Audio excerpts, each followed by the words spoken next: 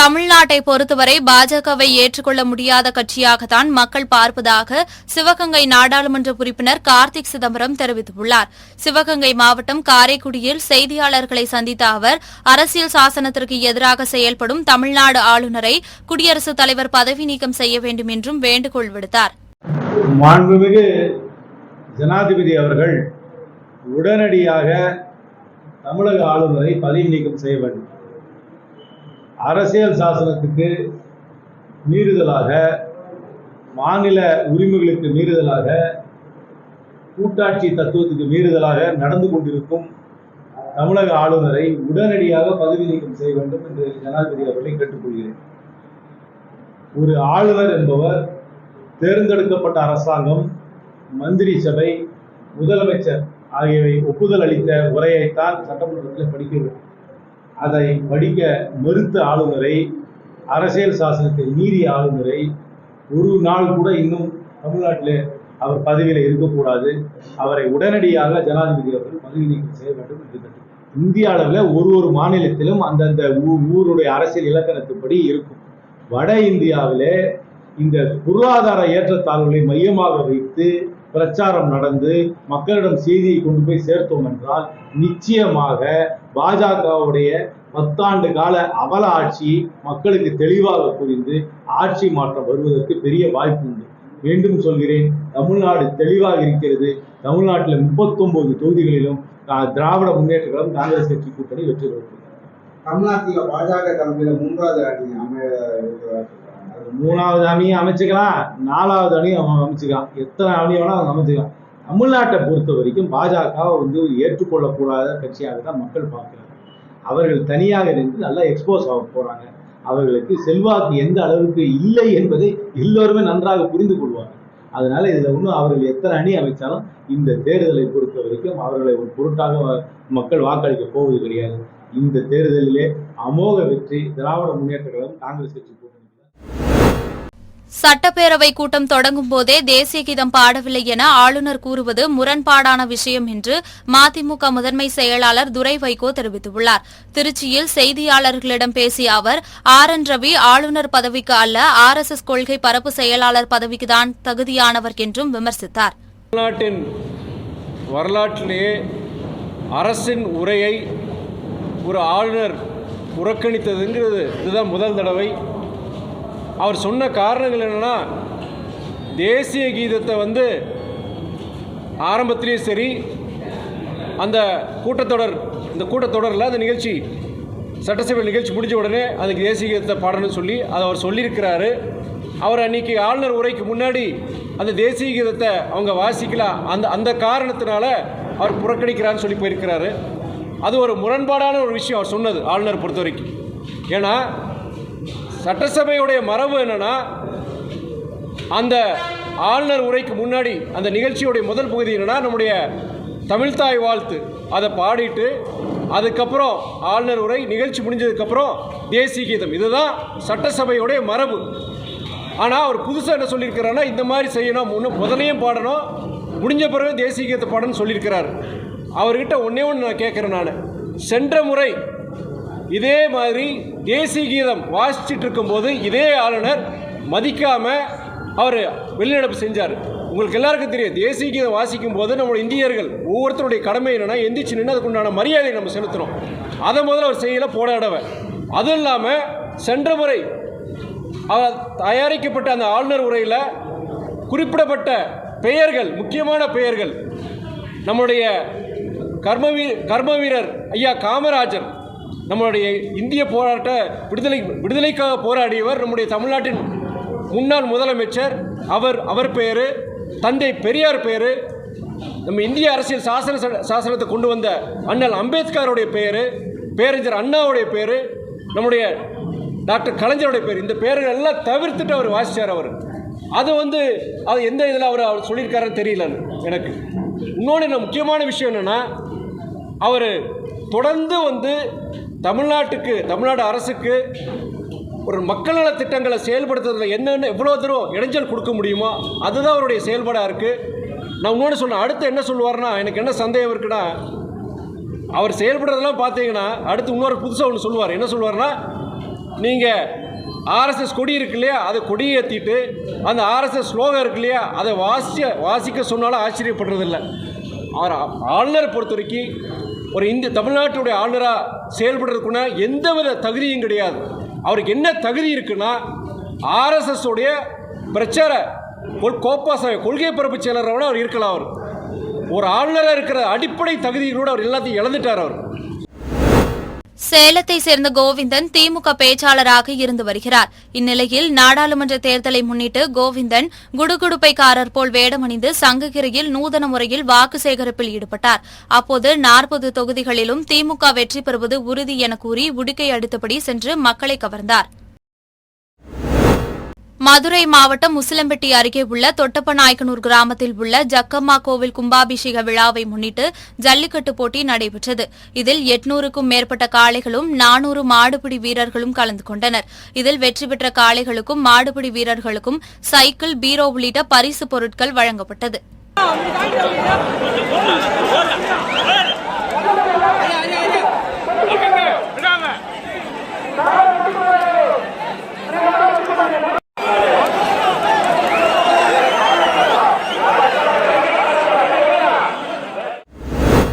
தேசிய சாலை பாதுகாப்பு வாரத்தை ஒட்டி நாகப்பட்டினம் மாவட்டம் வேளாங்கண்ணி போக்குவரத்து ஒழுங்கு பிரிவு காவல்துறை சார்பில் பொதுமக்களுக்கு சாலை பாதுகாப்பு மற்றும் தலைக்கவசம் அணிவதன் அவசியம் குறித்து விழிப்புணர்வு ஏற்படுத்தும் வகையில் இருசக்கர பேரணி நடைபெற்றது. இப்பேரணியை நாகப்பட்டினம் மாவட்ட காவல்துறை கண்காணிப்பாளர் ஹர்சிங் கொடியசைத்து துவக்கி வைத்தார். வேளாங்கண்ணி பேராலய முகப்பு பகுதியில் தொடங்கிய பேரணி கடற்கரை சாலை, பேருந்து நிலையம், மாதாகுளம், வேளாங்கண்ணி ஆர்ச் வழியாக சென்று சுமார் 2 கிலோமீட்டர் தொலைவிற்கு செருதூர் பாலத்தில் நிறைவடைந்தது. ஈரோடு மாவட்டம் சத்தியமங்கலம் அடுத்துள்ள தாளவாடி மலை கிராமத்தை சேர்ந்தவர்கள் பிரதீப்குமார், அனுபல்லவி தம்பதியினர். 25 வயதான அனுபல்லவிக்கு 2 பெண் குழந்தைகள் உள்ள நிலையில் குடும்ப கட்டுப்பாடு அறுவை சிகிச்சை கடந்த 2022ஆம் ஆண்டு பிப்ரவரி மாதம் தாளவாடி அரசு மருத்துவமனையில் நடைபெற்றது. இந்நிலையில் அனுபல்லவிக்கு குடும்ப கட்டுப்பாடு அறுவை சிகிச்சை செய்வதற்கு பதிலாக இருதயத்திற்கு செல்லும் குழாயில் மாற்றி அறுவை சிகிச்சை செய்தது கண்டுபிடிக்கப்பட்டது. இந்த தவறான அறுவை சிகிச்சையின் காரணமாக அனுபல்லவிக்கு தினம்தோறும் இருதய கோளாறும் வழிப்பு நோயும் மயக்கமும் அடிக்கடி ஏற்பட்டுள்ளதாக கூறப்படுகிறது. இது தொடர்பாக பலமுறை புகார் அளித்தும் எந்தவிதமான நடவடிக்கையும் எடுக்கவில்லை என்று கூறிய அனுபல்லவி தவறான அறுவை சிகிச்சை செய்த அரசு மருத்துவமனை மருத்துவர்கள் மீது உரிய நடவடிக்கை எடுக்க கோரி மாவட்ட ஆட்சியர் அலுவலகத்தில் புகார் மனு அளித்தார். கடவுள் அதிசயம் அப்படின்னு சொல்லி என்னை இது பண்ணி அட்மிட் பண்ணிட்டு ஆப்ரேஷன் பண்ணாங்க. அதுக்காக கையெழுத்தெல்லாம் வாங்கியிருக்காங்க. அப்புறம் 48 மணி நேரம் 3 நாள் கழிச்சு தான் நான் கண்ணியாக முடிச்சிருக்கேன். அதுக்கப்புறம் தான் நினைவுக்கு வந்ததுக்கப்புறம் பொழைச்சிட்டா அப்படின்னு சொல்லி 25 நாள் ஹாஸ்பிட்டலே இருந்தேன். ஹாஸ்பிட்டலே இருந்து எல்லாமே ரெடி பண்ணி மறுபடியும் வந்ததுக்கப்புறம் ஹெல்த் இஷ்யூ ஒன்றொன்னா வந்துக்கிட்டே இருந்துச்சு. இந்த மாதிரி ஹெல்த் இஷ்யூன்னு சொல்ல முடியாத அளவுக்கு ஒன்றொன்னா என்ன வருதுன்னு எனக்கே தெரியும். அதை எக்ஸ்பெக்டே பண்ணாமல் ஒன்றொன்னா வந்துக்கிட்டே இருந்துச்சு. அடிக்கடி மயக்கம் வருது, லோ ப்ரெஷர் மாதிரி ஆகுது. என்னால் நிற்க கூட முடியாத அளவுக்கு ஒரு மாதிரி இதாகிடுது. அதுக்கப்புறம் இருமல் அதிகமாக இருக்குது, மூச்சு திணறல் வருது. இந்த மாதிரி அடிக்கடி நிறைய ப்ராப்ளம்ஸ் ஹெல்த் இஷ்யூஸ் வந்துக்கிட்டே இருக்குது. அதனால் இதெல்லாம் கேட்கலாம் அப்படின்னு வந்துருக்கோம். இதுக்கெல்லாம் ரெடி பண்ணிட்டாங்க. அதே மாதிரி ஃப்யூச்சர் என் குழந்தைங்க ஃப்யூச்சருக்காக என்னோடய லைஃப்க்காக ஒரு செட்டில்மெண்ட் வேணும் அப்படின்னு கேட்கலாம் அப்படின்ட்டு வந்துருந்தோம். இப்போது ஜேடி மேடம் பேசினாங்க கலெக்டர் சார் சொல்லி. அவங்கக்கிட்ட என்னோடய ப்ராப்ளம்ஸ் எல்லாம் சொன்னேன். அவங்க இன்னொரு வாட்டி என்னோடய ஹெல்த் செக்அப் பண்ணலாம், எப்படி இருக்குது, அவங்களுக்கு என்ன மாதிரி ட்ரீட்மெண்ட் தரலாம் அப்படின்னு பார்த்துட்டு உனக்கு ட்ரீட்மெண்ட் தரோம். இப்போ போய் ஜிஎஸ்ல அட்மிட். திருவள்ளூர் மாவட்டம் ஸ்ரீபெரும்புதூர் நெடுஞ்சாலையில் பன்னாட்டு நிறுவனத்தின் கார் உதிரி பாகங்கள் உற்பத்தி செய்யும் தொழிற்சாலை இயங்கி வருகிறது. கடந்த 1991ஆம் ஆண்டு இந்த தொழிற்சாலை கட்டுவதற்காக அதிகத்தூர், மேல்நல்லாத்தூர் உள்ளிட்ட கிராம மக்கள் தங்களது விவசாய நிலங்களை தொழிற்சாலைக்கு வழங்கினர். அப்போது நிலம் வழங்கிய குடும்பத்தாருக்கு அவர்களின் தகுதிக்கேற்ப பணி வழங்க வேண்டும் என ஒப்பந்தம் போடப்பட்டு அதன்படி பணி வழங்கப்பட்டு 150க்கும் மேற்பட்டோர் 15 ஆண்டு காலமாக பணிபுரிந்து வந்தனர். இந்நிலையில் கடந்த 5 5 ஆண்டுகளுக்கு முன்பு இந்த தொழிற்சாலையை வேறு ஒரு பன்னாட்டு நிறுவனத்திற்கு விற்பனை செய்ததாக கூறப்படுகிறது. புதிதாக தொழிற்சாலை பொறுப்பேற்ற நிர்வாகத்தினர் நிலம் கொடுத்தவர்களை பணியிலிருந்து நீக்கிவிட்டனர். இதைத் தொடர்ந்து பல ஆண்டுகளாக நிலம் கொடுத்த விவசாய சங்கத்தினர் பல கட்ட போராட்டங்களை நடத்தி வருகின்றனர். இந்நிலையில் தொழிற்சாலை நிர்வாகத்திடம் பேச்சுவார்த்தை நடத்த நிலம் கொடுத்த பணியாளர்கள் மற்றும் விடுதலை சிறுத்தைகள் கட்சியின் மாவட்ட செயலாளர் தளபதி சுந்தர் உள்ளிட்டோர் வந்தனர். அவர்களை காவல்துறையினர் உள்ளே அனுமதிக்காததால் ஆத்திரமடைந்த பாதிக்கப்பட்டவர்கள் திடீரென சாலை மறியல் போராட்டத்தில் ஈடுபட்டனர். இதனையடுத்து போராட்டத்தில் ஈடுபட்டவர்களை காவல்துறையினர் கைது செய்து தனியார் மண்டபத்தில் அடைத்தனர். நியாயமான அவருடைய கோரிக்கையை அரசுக்கு பலமுறை வைக்கப்பட்டது. திருவள்ளூர் வட்டாட்சியர் முன்னிலையில் 10 முறை பேச்சுவார்த்தை, கோட்டாட்சியர் முன்னிலையில் 15 முறை பேச்சுவார்த்தை, மாவட்ட ஆட்சியர் தலைமையில் 17 முறை பேச்சுவார்த்தை, நாடாளுமன்ற உறுப்பினர் முன்னிலையில் 2 முறை பேச்சுவார்த்தை, அமைச்சர்களும் 7 முறை கோரிக்கை வைத்தோம். சட்டமன்ற உறுப்பினர் முன்னிலையில் 4 முறை பேச்சுவார்த்தை நடைபெற்றது. தொழிலாளர் நல ஆணையர் முன்னிலையில் 7 முறை பேச்சுவார்த்தை நடைபெற்றது. முதலமைச்சரின் தனிப்பிரிவில் 7 முறை மனு கொடுக்கப்பட்டது. இதையெல்லாம் மீறி அரசும் இந்த கம்பெனி நிர்வாகம் எந்த நடவடிக்கையும் எடுக்காத காரணத்தினால் கிட்டத்தட்ட 300 தற்காலிக பணியாளர்கள், நிரந்தர பணியாளர்கள் கிட்டத்தட்ட 30க்கும் மேற்பட்டோர் இந்த நிறுவனத்தால் பாதிக்கப்பட்டு அவளுக்கு நிவாரணம் வேண்டும் என்று இங்கே நியாயமான முறையிலே சாலை ஓரத்திலே சாலை மறியல் நடைபெறவில்லை. எந்தவித கம்பெனி நிர்வாகத்துக்கும் எந்தவித தொல்லையும் கொடுக்கவில்லை. பாதிக்கப்பட்ட தொழிலாளர் ஓரமாக அமர்ந்து அரசுடைய கவனத்திற்கும் மாவட்ட ஆட்சியர் கவனத்துக்கு கொண்டு வர வேண்டும் சொல்லி அமர்ந்த சூழ்நிலையில் எங்களை போன்ற முக்கியமான கட்சி பிரமுகர்கள் அழைத்து பேச சொல்லி இங்கே பேசிக் கொண்டிருந்தோம். மதுரை மாவட்டம் உசிலம்பட்டி வட்டத்திற்கு உட்பட்ட மலைசாமிபுரம் காலனி பகுதியைச் சேர்ந்த சுப்பம்மாள் என்ற மூதாட்டி தனது குடியிருப்பு பகுதிக்கு செல்லக்கூடிய பாதையை ஆக்கிரமித்து சிலர் கொட்டகை அமைத்துக் கொண்டுள்ளதாக பலமுறை அதிகாரிகளுக்கு புகார் அளித்துள்ளார். ஆனால் அதிகாரிகள் எந்த நடவடிக்கையும் எடுக்காததால் ஆத்திரமடைந்த மூதாட்டி சுப்பம்மாள் மதுரை மாவட்ட ஆட்சியர் அலுவலகத்தில் நடைபெற்ற குறைதீர் கூட்டத்திற்கு வருகை தந்து உடலில் மண்ணெண்ணெய் ஊற்றிக்கொண்டு தற்கொலை முயற்சியில் ஈடுபட்டார்.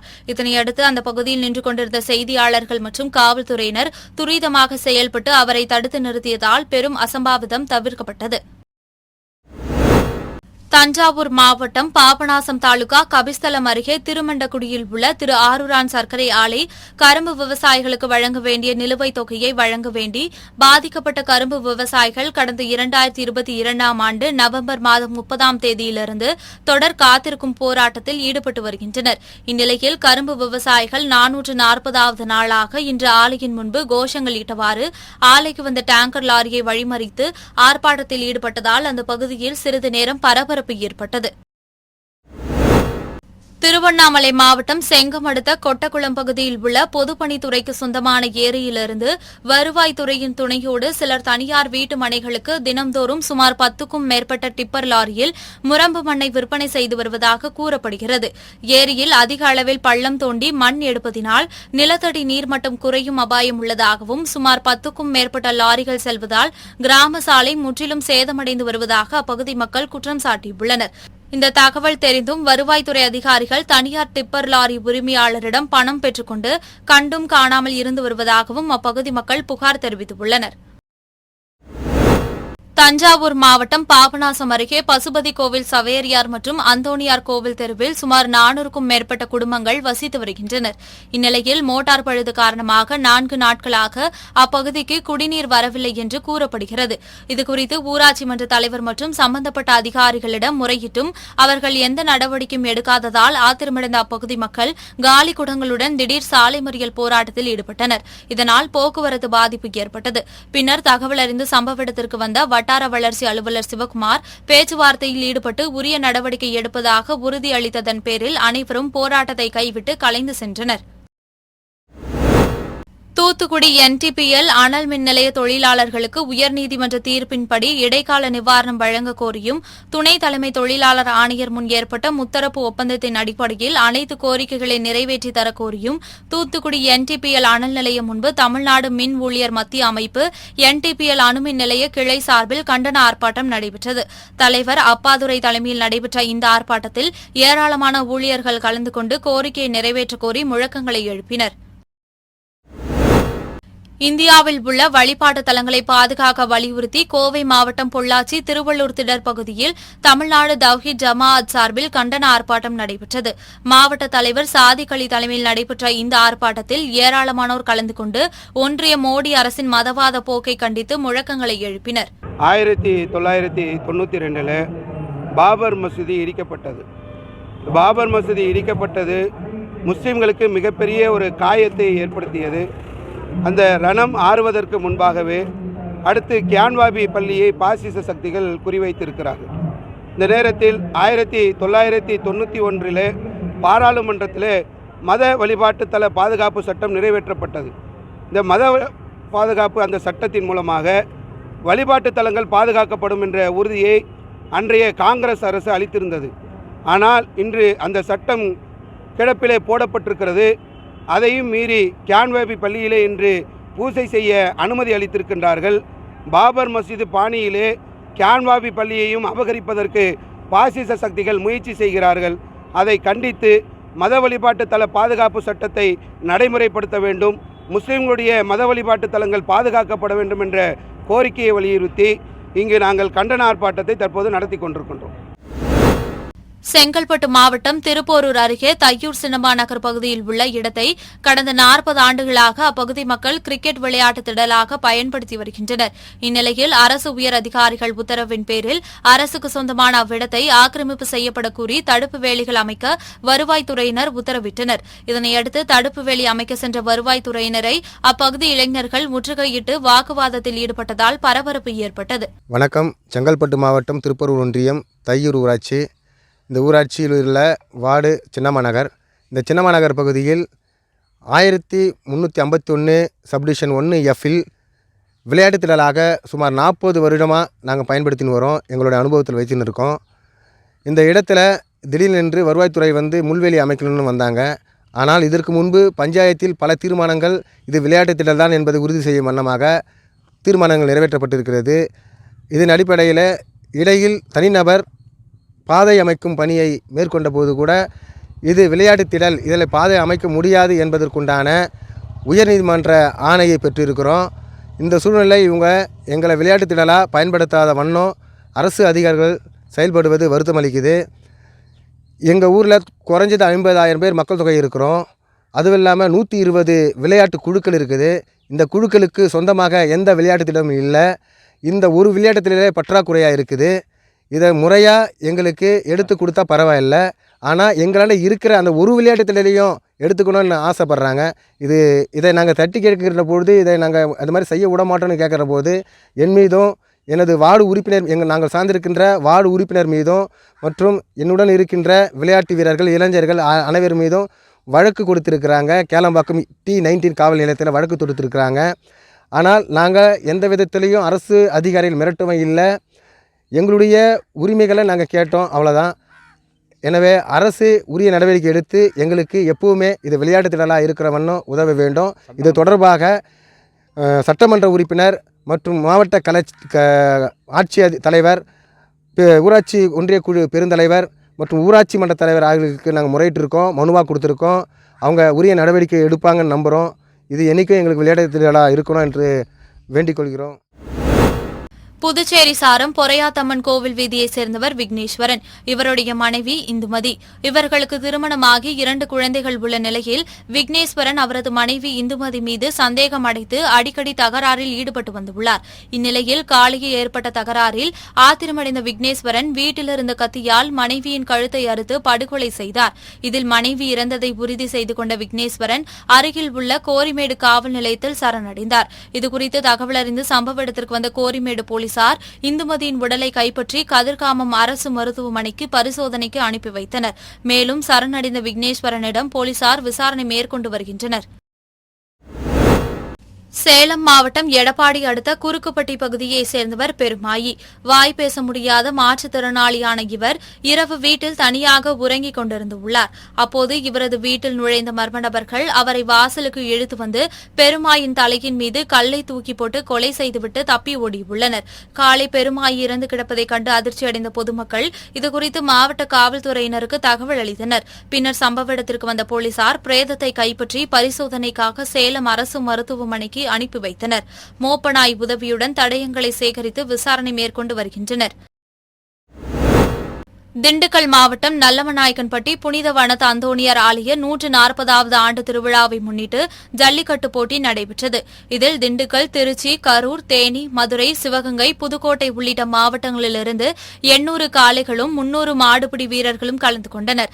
இதில் வாடிவாசல் வழியாக சீறி பாயும் காளைகளை காளையர்கள் வீரத்தோடு பிடித்தனர். இதில் வெற்றி பெற்ற காளைகளுக்கும் காளையர்களுக்கும் விழாக்குழு சார்பாக சைக்கிள், அண்டா, ஃபேன், வெள்ளிக்காசு, கட்டில், பீரோ, மெத்தை, டிவி, சேர், டிவி டேபிள், ஹெல்மெட் உள்ளிட்ட பரிசுகள் வழங்கப்பட்டது. மயிலாடுதுறை மாவட்டத்தில் கடந்த 123 ஆண்டுகளாக இயங்கி வந்த அரசு உதவி பெறும் டிபிடிஆர் தேசிய மேல்நிலைப் பள்ளி புதிதாக ரூபாய் 15 கோடி செலவில் கட்டப்பட்டு திறப்பு விழா நடைபெற்றது. இப்பள்ளியில் படித்த முன்னாள் மாணவர்களின் பொருளுதவியால் கட்டப்பட்ட இக்கட்டிடத்தை பள்ளியின் தாளாளர் விஜயகுமார் முன்னிலையில் மாவட்ட ஆட்சியர் மகாபாரதி திறந்து வைத்து சிறப்புரையாற்றினார். இவ்விழாவில் மயிலாடுதுறை நாடாளுமன்ற உறுப்பினர் ராமலிங்கம், பூம்புகார் சட்டமன்ற உறுப்பினர் நிவேதா முருகன், மயிலாடுதுறை சட்டமன்ற உறுப்பினர் ராஜகுமார், நகரமன்ற தலைவர் செல்வராஜ், பள்ளி ஆட்சிமன்ற குழு உறுப்பினர்கள், முன்னாள் மாணவர்கள் மற்றும் பொதுமக்கள் கலந்து கொண்டனர். மயிலாடுதுறை மாவட்டம் சீர்காழி அடுத்த பழையார் கிராமத்தைச் சேர்ந்தவர் குரல்மணி. இவர் தனக்கு சொந்தமான ஃபைபர் படகில் கடலூர் மாவட்டம் பில்லுமேடு பகுதியைச் சேர்ந்த செந்தில் வீரன் என்பவருடன் கடலுக்கு மீன்பிடிக்க சென்றுள்ளார். பழையார் முகத்துவாரம் அருகே கடலில் மீன்பிடித்தபோது எதிர்பாராத விதமாக அலையில் சிக்கி படகு கவிழ்ந்துள்ளது. இதில் செந்தில் வீரன் கடலில் மூழ்கியுள்ளார். மேலும் நீந்தி கரை திரும்பிய குரல்மணி அளித்த தகவலின் பெயரில் மீனவர்கள் கடலுக்குள் சென்று செந்தில் வீரனை தேடியுள்ளனர். இந்நிலையில் செந்தில் வீரன் இறந்த நிலையில் அவரது உடல் கொடியம்பாளையம் கடற்கரையில் ஒதுங்கியுள்ளது. இதுகுறித்து தகவல் அறிந்த கடற்கரை காவல் நிலைய போலீசார் செந்தில் வீரன் உடலை கைப்பற்றி பிரேத பரிசோதனைக்காக சீர்காழி அரசு மருத்துவமனைக்கு அனுப்பி வைத்ததுடன் வழக்கு பதிவு செய்து விசாரணை மேற்கொண்டு வருகின்றனர். புதுச்சேரி திருவள்ளுவர் நகரில் அமைந்துள்ள புதுச்சேரி தலைமை வருமான வரி அலுவலகத்தில் வருமான வரி ஊழியர்களின் சம்மேளனத்தின் 72வது துவக்க நாள் கொண்டாட்டம் கொடியேற்றத்துடன் துவங்கியது. இவ்விழாவில் புதுச்சேரி கிளையின் தலைவர் குரு ராகவேந்தர் கொடியேற்றி வைத்து மரியாதை செலுத்தினார். மேலும் இந்நிகழ்ச்சியில் வருமான வரித்துறை மூத்த நிர்வாகிகள் கௌரவிக்கப்பட்டனர். இவ்விழாவில் புதுச்சேரி வருமான வரி ஊழியர்கள் பலரும் துவக்க நாள் கொண்டாட்டத்தில் பங்கேற்றனர். கடலூர் மாவட்டம் சிதம்பரம் அருகே உள்ள வக்காரமாரி ஏரியில் அதிக அளவில் முதலைகள் உள்ளன. இந்நிலையில் நாஞ்சலூர் கிராமத்தில் உள்ள அப்துல் ரஷீத் என்பவரின் வீட்டில் முதலை ஒன்று புகுந்தது. இதுகுறித்து அவரது குடும்பத்தினர் மற்றும் கிராம பொதுமக்கள் சிதம்பரம் வனத்துறையினருக்கு தகவல் தெரிவித்தனர். இந்த தகவலை அடுத்து வனத்துறை ஊழியர்கள் மற்றும் வனக்காவலர்கள் உடனடியாக நாஞ்சலூர் கிராமத்திற்கு சென்று வீட்டின் அருகே புகுந்த முதலையை பாதுகாப்பாக பிடித்தனர். இதையடுத்து பிடிபட்ட முதலை சுமார் 8 அடி நீளமும் 110 கிலோ எடையும் கொண்டதாக இருந்தது. மேலும் பிடிப்பட்ட முதலையை பாதுகாப்பாக எடுத்து சென்ற ஊழியர்கள் வக்காரமாரி ஏரியில் விட்டனர்.